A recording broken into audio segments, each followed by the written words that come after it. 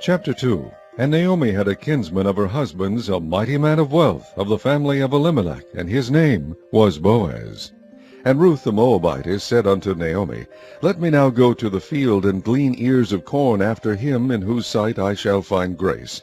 And she said unto her, Go, my daughter. And she went, and came, and gleaned in the field after the reapers. And her hap was to light on a part of the field belonging unto Boaz, who was of the kindred of Elimelech.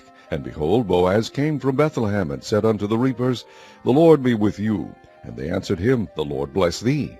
Then said Boaz unto his servant that was set over the reapers, Whose damsel is this? And the servant that was set over the reapers answered and said, It is the Moabitish damsel that came back with Naomi out of the country of Moab. And she said, I pray you, let me glean and gather after the reapers among the sheaves. So she came, and hath continued even from the morning until now, that she tarried a little in the house. Then said Boaz unto Ruth, Hearest thou not, my daughter?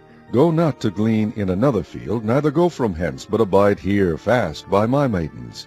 Let thine eyes be on the field that they do reap, and go thou after them. Have I not charged the young men that they shall not touch thee? And when thou art athirst, go unto the vessels, and drink of that which the young men have drawn. Then she fell on her face, and bowed herself to the ground, and said unto him, Why have I found grace in thine eyes, that thou shouldest take knowledge of me, seeing I am a stranger?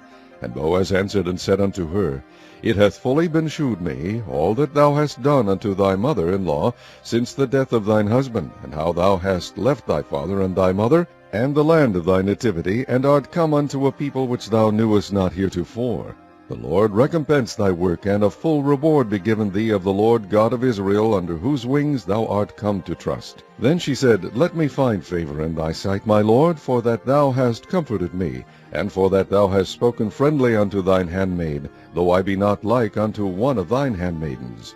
And Boaz said unto her, At mealtime come thou hither, and eat of the bread, and dip thy morsel in the vinegar. And she sat beside the reapers, and he reached her parched corn, and she did eat, and was sufficed, and left. And when she was risen up to glean, Boaz commanded his young man, saying, Let her glean even among the sheaves, and reproach her not. And let fall also some of the handfuls of purpose for her, and leave them, that she may glean them, and rebuke her not.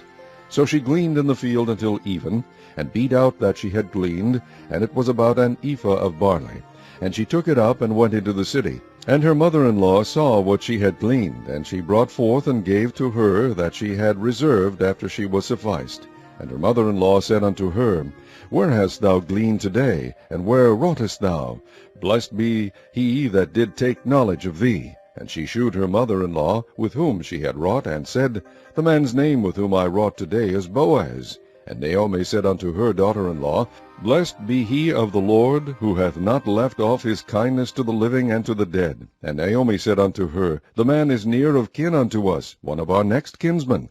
And Ruth the Moabitess said, He said unto me also, Thou shalt keep fast by my young men, until they have ended all my harvest. And Naomi said unto Ruth her daughter-in-law, It is good, my daughter, that thou go out with his maidens, that they meet thee not in any other field. So she kept fast by the maidens of Boaz, to glean unto the end of barley harvest and of wheat harvest, and dwelt with her mother-in-law.